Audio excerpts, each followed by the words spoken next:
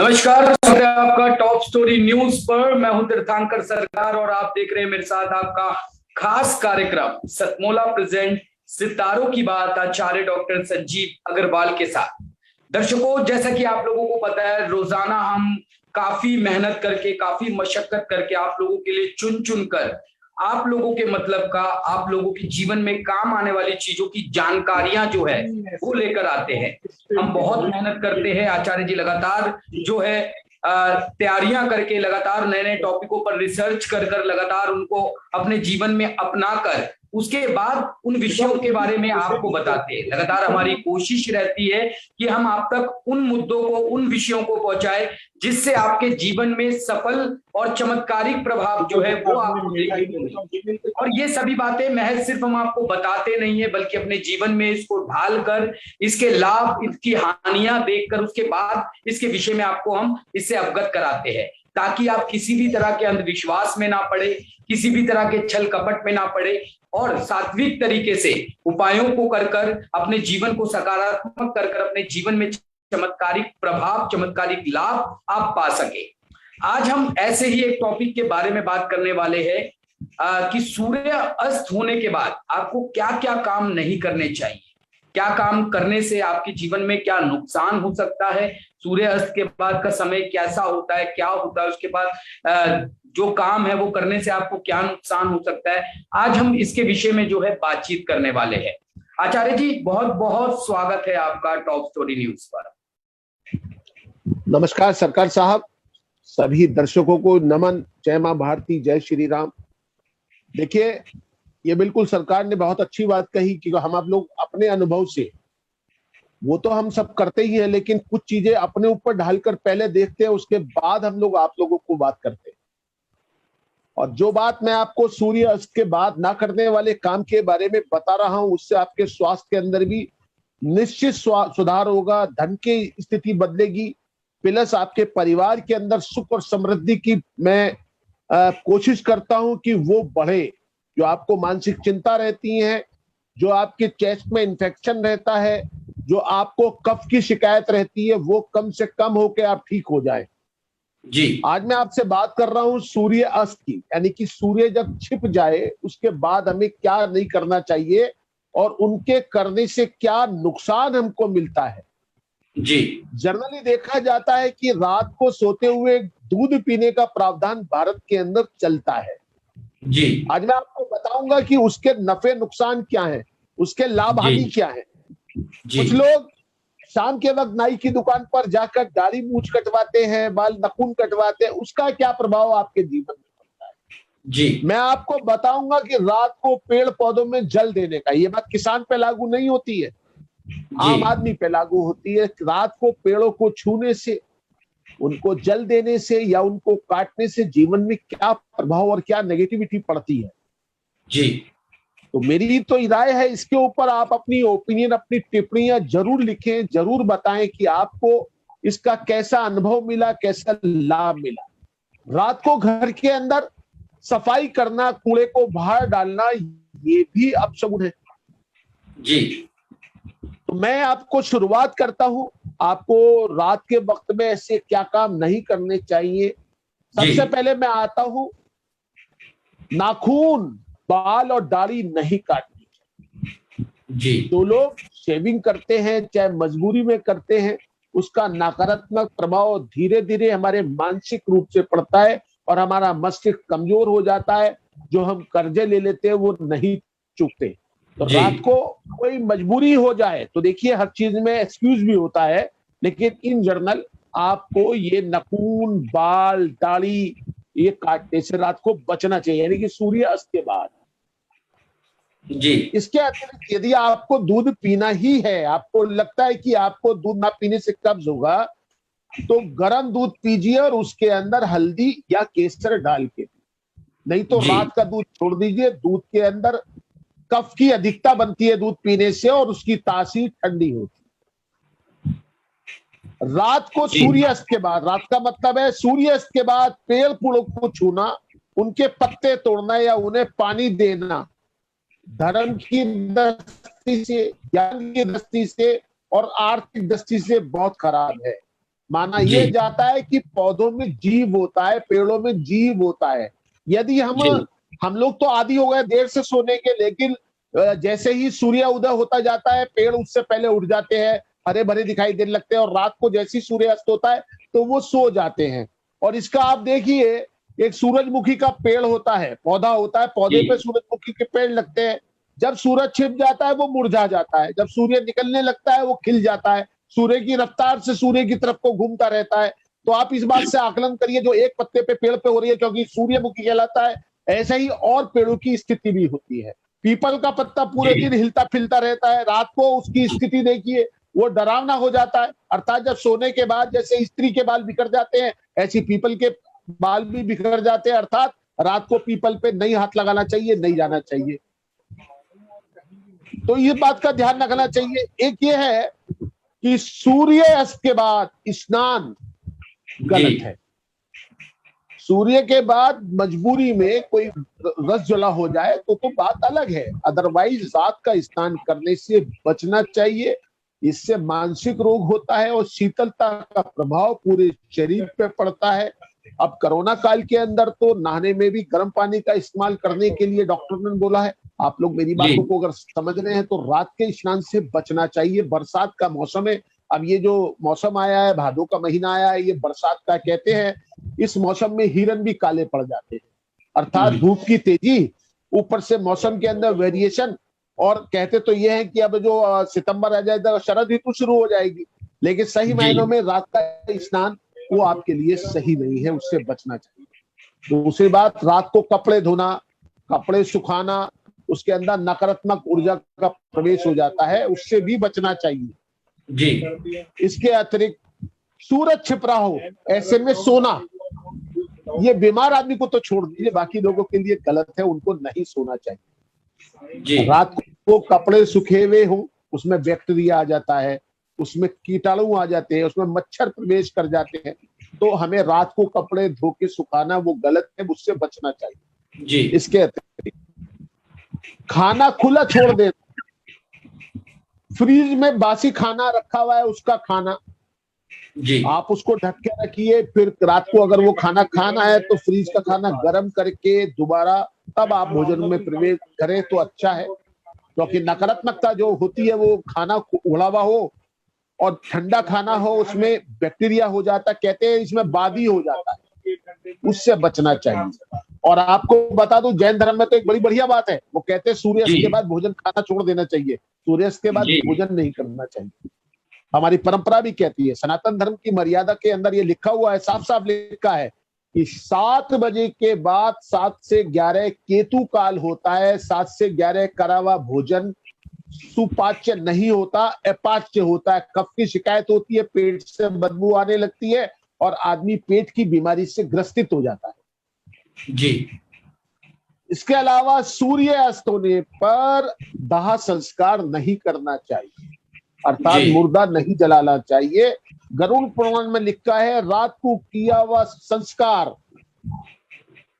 वो हमें नुकसान देता है। बैक्टीरिया के साथ साथ मृतक की आत्मा भी निचले पायदान पे यानी कि धरती के नीचे की ओर चली जाती है और प्रेत योनि मिलती है, उससे बचना जी चाहिए। रात को जो लोग तामसिक कार्य करते हैं उससे बचना चाहिए, कोई भी तामसिक जी कार्य। कारण क्या है, शनि का उद्गम हो जाता है। देखता हूं रात के जो फेरे होते हैं हमारे धर्म में, रात के फेरे तब हुए जब मुगल के लोग आए और वो हिंदू लड़कियों को उठा के ले जाने लगे, तो डर के मारे हम लोगों ने रात के अंधेरे में शादी करनी शुरू कर दी। आजकल जी देख रहा हूं कि शादियों में शराब पीने लगे हैं लोग बाग। जब हम पूजा पद्धति देवताओं का आह्वान करते हैं तो उस समय हम लोग अगर फेरे डाले और वहां पर शराबी कबाबी लोग आके बैठ जाए तो देवता वहां रुकेंगे? बिल्कुल आप खुद सोचिए। तो मैं तो ये कहता हूं अपनी बिटिया को, अपने बच्चे को सूरज की रोशनी बैठा के उसको फेरे में बैठाइए और चंद्रमा की रोशनी दिखा के उसको उठाइए, अर्थात गोदू बेला पर फेरे करिए। सबसे बढ़िया, जीवन में हमेशा खुशहाली रहेगी, परेशानी कभी भी नहीं आने की आपके जीवन में। जी और इसके करने से आपको खुशहाली के साथ संतान सुख भी संपूर्ण मिलेगा। उसके बाद आप जो चाहे सो करें।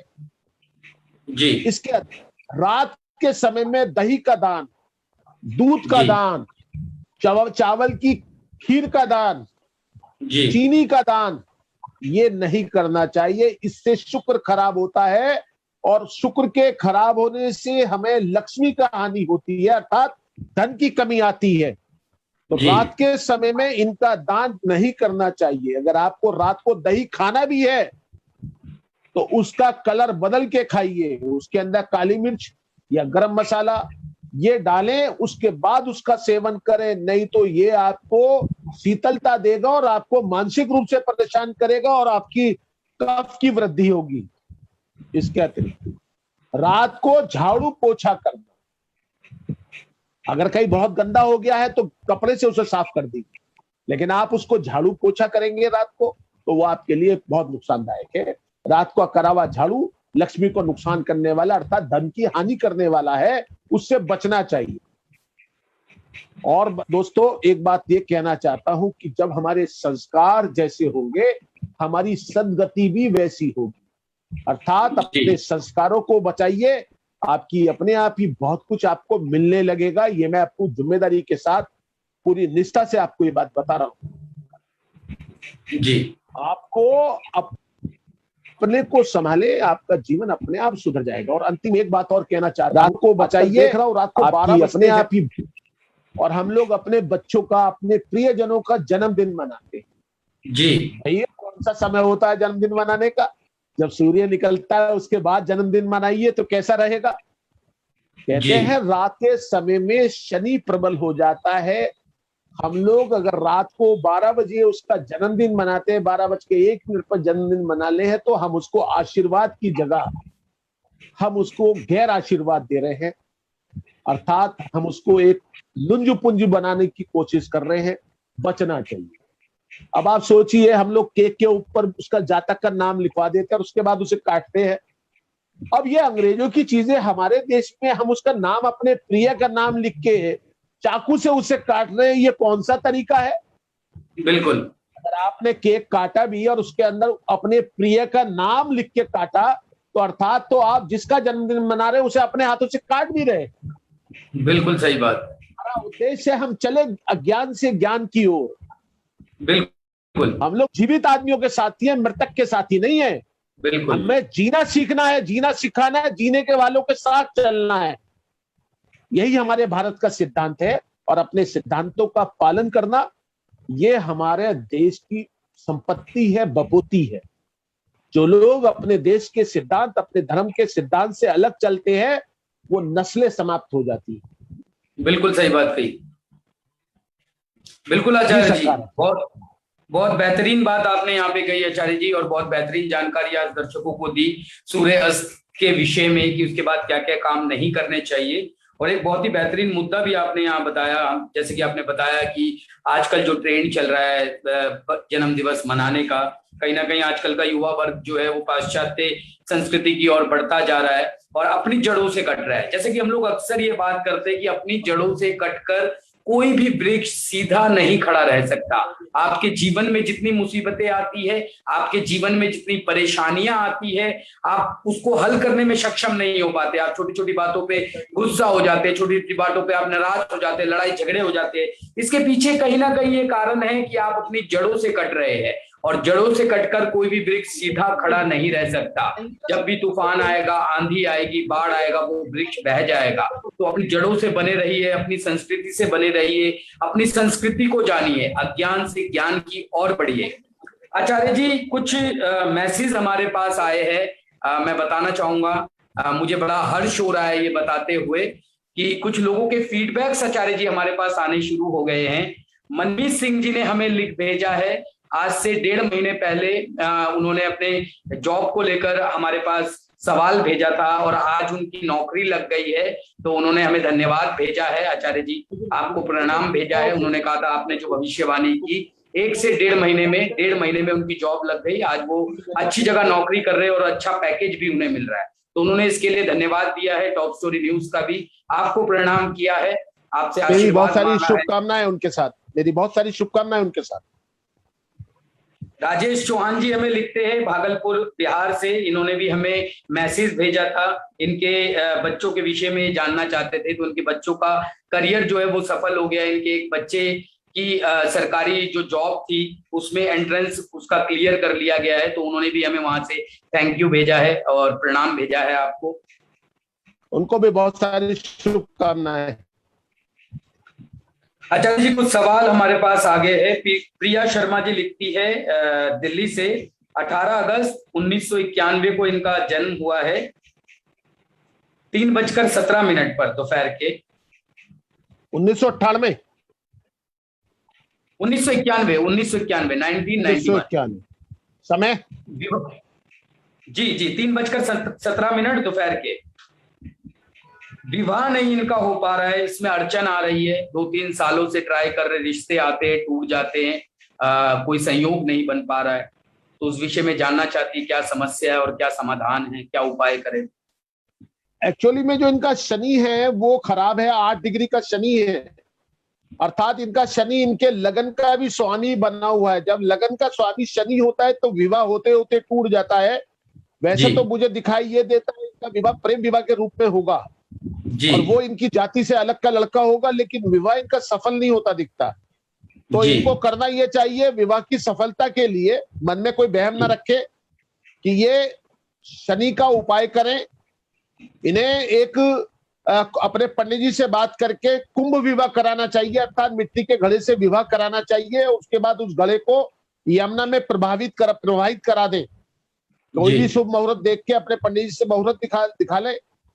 ना तो ये मंगली है, ना इनकी कुंडली में कोई बड़ा है, थोड़ा पेट का ध्यान रख के, पेट में थोड़ी कमी रहती है, और कुंभ विवाह करा के इनका विवाह बड़े आराम से हो जाएगा, बिना परेशानी के हो जाएगा। इनका चंद्रमा नीच का है और चंद्रमा नीच का होने से मन की जो स्थिति होती है उसके अंदर गति की तेजी होती है। इनका मन बेचैन रहता है, चलामान रहता है, भटकाव रहता है मन में। तो इन्हें चंद्रमा के लिए भी उपाय करना चाहिए कि इन्हें एक सच्चा मोती अपने गले में धारण कर लेना चाहिए सोमवार के दिन, और कुंभ विवाह करा लेना चाहिए। नवंबर से लेके मार्च के बीच में इनकी शादी हो जाएगी जी। और लड़का भी बहुत बढ़िया मिलेगा जैसा मैंने बताया। इसके अतिरिक्त इनकी कुंडली में शुक्र और मंगल 90 भाव में है। विवाह के बाद भी सैया सुख की कमी नजर आती है। जब भी शुक्र मंगल से पीड़ित होता है सैया सुख बाधित होता है। ऐसे व्यक्ति को एक ओपल 8.5 कैरेट का अपने रिंग फिंगर में उल्टे हाथ में शुक्रवार को चांदी में बनवा के जरूर पहनना चाहिए, लेकिन कुंभ विवाह के बाद जी। तो इनकी आपस की केमिस्ट्री, पति पत्नी की केमिस्ट्री भी बढ़िया रहेगी। जी आचार्य, अगर इनके बहुत बहुत धन्यवाद आचार्य जी। चांस, इनके 99% चांस इनकी पसंद की शादी के हैं। जी आचार्य जी, बहुत बहुत धन्यवाद आचार्य जी। उम्मीद है प्रिया जी आपको आपके सवालों के जवाब जो है वो मिल गए होंगे। आचार्य जी ने जो आपको उपाय बताए हैं आप उन उपायों को कीजिए, निश्चित तौर पर ही आपको आपके जीवन में जो है सकारात्मक प्रभाव देखने को मिलेंगे और आपका जीवन सफल हो, ऐसी हम शुभकामनाएं आपको करते हैं। और सभी दर्शकों से मेरा अनुरोध है, जिस तरीके से आप अपना प्यार हमें दे रहे हैं इसी प्रकार देते रहिए, अपने फीडबैक्स हमें देते रहिए, ताकि हमें पता चलता रहे कि हम जो आप लोगों के लिए मेहनत करके जो टॉपिक्स लेके आते हैं, जो हम आपको उपाय बताते हैं, उससे आपके जीवन में कितना प्रभाव पड़ रहा है, आपको कितना उससे फायदा हो रहा है, ताकि उसके बारे में हमें जानकारी जो है वो मिलती रहे। अब समय हो चुका है इस समय दर्शकों आज का राशिफल जानने का, कैसा बीतने वाला है आपका दिन, इस पर एक बार मैं चाहूंगा आचार्य जी से अनुरोध करूंगा कि एक बार दर्शकों को उनका राशिफल बता दें। आज है 23 अगस्त 2021 सोमवार, पड़वा, और आज ही द्वितीया आ जाएगी और कल कजरी तीज का मेला भी है। कल आज राजस्थान के अंदर गोगा पीर का मेला लगता है, राजस्थान के हनुमानगढ़ में। आज का जो राशिफल है, सबसे पहले मैं इस राशि की बात करूंगा जिसको स्वामी मंगल है। आज धार्मिक कार्य संपन्न होगा, माता पिता का सहयोग मिलेगा, राजकाज में संघर्ष होगा, दैनिक रोजगार में प्रगति होगी, दिन अच्छा रहेगा, मन प्रसन्न होगा, कारोबार से लाभ होगा, दैनिक रोजगार नियमित रहेगा, मित्र से मिलाप होगा, सुखद समाचार मिलेंगे। कुल मिला के आपकी स्थिति बढ़िया रहेगी। आती वृश्चिक राशि, स्वामी आपका शुक्र है, दूर समीप की यात्राएं बन सकती हैं, परिवार पे आपका खर्चा होगा, मान प्रतिष्ठा बढ़ेगी, आज आपकी दायित्व का निर्वाह होगा, राजकाज में आपको सफलता मिल सकती है, आज पराक्रम में वृद्धि होगी, परिवार में सुख सहयोग मिलेगा, संतान का सहयोग आपको और आपका सहयोग संतान को मिलेगा। प्रतियोगिता में विजय होने के चांस है, शत्रु आपका कुछ नहीं बिगाड़ पाएंगे। आती है मिथुन राशि, परिवार में सामंजस्य बनेगा, संतान सुख मिलेगा, शत्रु पराजित होंगे, शिक्षा में प्रगति और निर्माण होने में बाधा आ सकती है। मन को शांत रखे, वाणी पे नियंत्रण रखे। अधिकारी से विवाद भी हो सकता है अगर वाणी पे नियंत्रण नहीं रखा। धन में कुछ कठिनाई आ सकती है, लेकिन शाम होते होते आपका दिन बढ़िया हो जाएगा, रात की नींद बढ़िया हो जाएगी, आप भौतिक सुखों पे कुछ खर्च भी कर सकते हैं।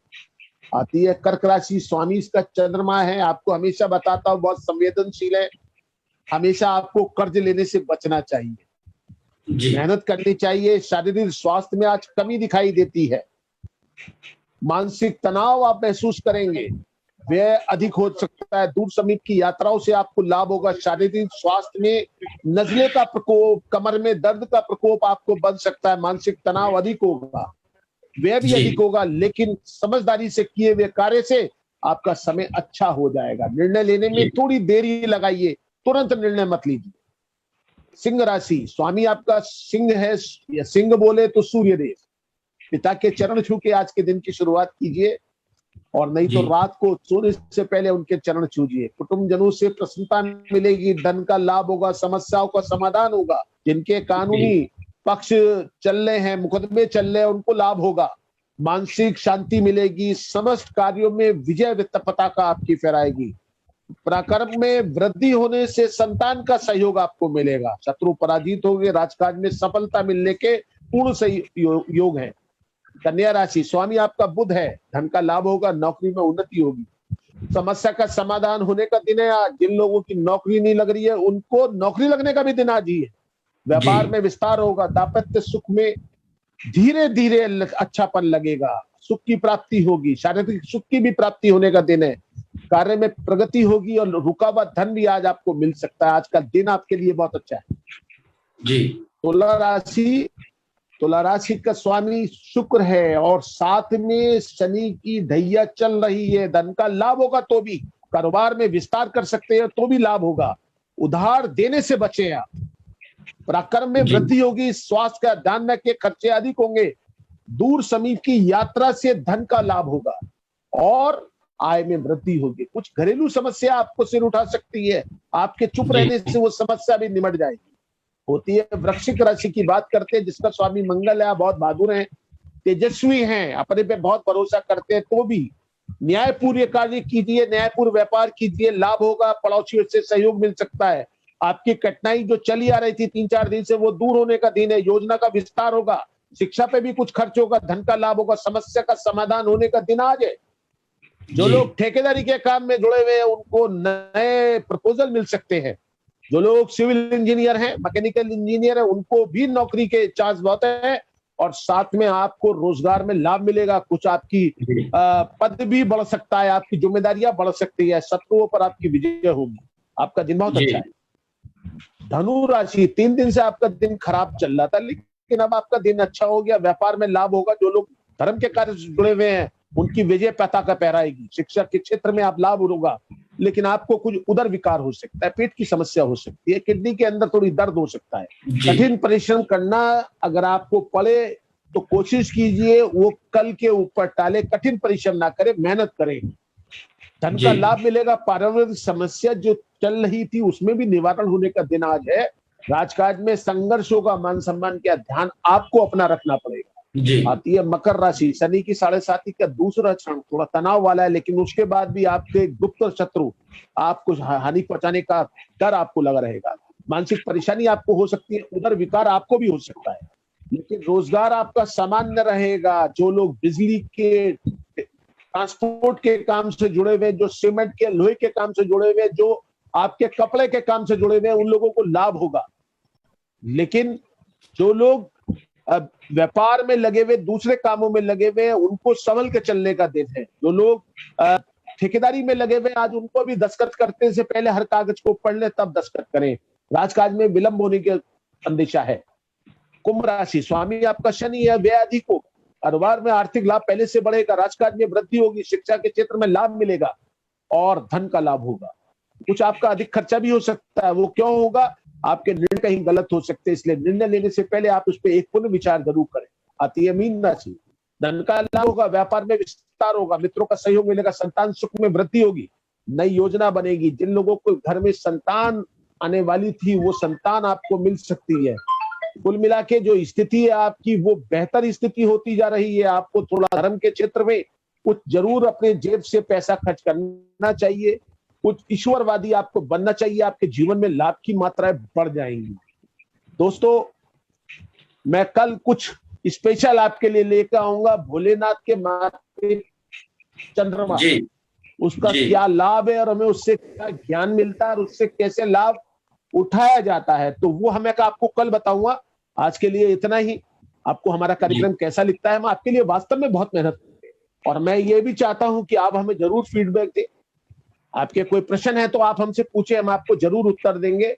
हमारे जो एंकर हैं तिरथकर सरकार, ये बहुत बढ़िया एंकर के साथ साथ बहुत अच्छे इंसान कोशिश करते हैं बिना पार्शलिटी के आप लोगों को आप तक जवाब पहुंचा दे।